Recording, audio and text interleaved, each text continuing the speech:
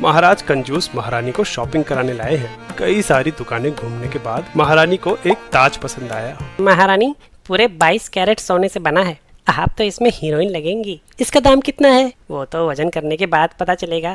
दुकानदार ने इधर उधर देखा। आज तो मैं तराजू लाना ही भूल गया। तो दुकान क्यों खोली?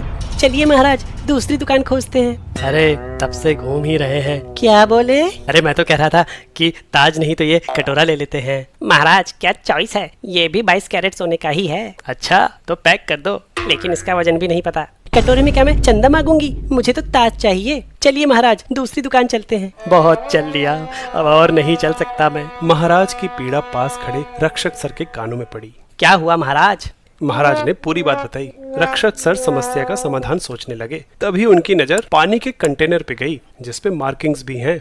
आइडिया, ताज का वजन कटोरे से पता कर सकते हैं।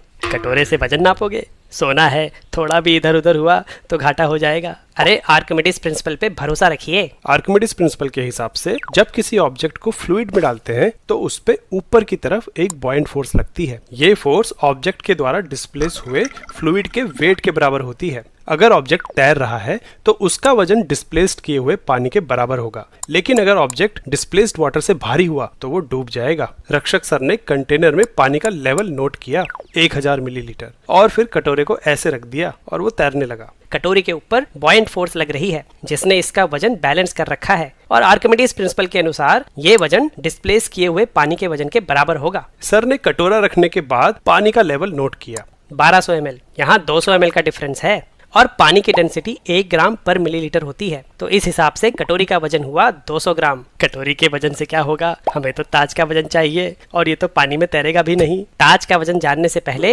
इस सोने की डेंसिटी पता करनी पड़ेगी। रक्षक सर ने कटोरे को पूरा डुबा दिया और पानी का लेवल 1011 मिलीलीटर हो गया। कटोरे का वॉल्यूम 11 मिलीलीटर यानी 11 क्यूबिक सेंटीमीटर है। अगर इसके वजन से इसे डिवाइड करें तो सोने की डेंसिटी आ जाएगी 18.18 ग्राम पर सेंटीमीटर क्यूब। अब ताज को डुबाने की बारी। ताज को डुबाने से उसका भी वॉल्यूम पता चल गया, 10 सेंटीमीटर क्यूब। अगर इसे डेंसिटी से गुना कर दें तो ताज का वजन आ जाएगा 181.8 ग्राम। अरे वाह, फिजिक्स का ऐसा इस्तेमाल कहाँ से सीखा? फिजिक्स वाला का बैच ज्वाइन कर लो, तुम्हें भी सिखा देंगे। किसी भी ऑब्जेक्ट पे ऊपर की तरफ लगने वाली बॉयंट फोर्स डिस्प्लेस्ड फ्लूइड के वेट के बराबर ही क्यों होती है? इसे तुम फ्लूइड मैकेनिक्स का इस्तेमाल करके बड़ी आसानी से समझ सकते हो। ट्राई करके देखो। 9 से लेके 12 तक, जेई से लेके नीट तक किसी की भी तैयारी कर रहे हो तो फिजिक्स वाला के बैचेस चेकआउट करो। लिंक चैनल पेज पे है, और इस कूपन कोड को इस्तेमाल करोगे तो डिस्काउंट भी मिलेगा।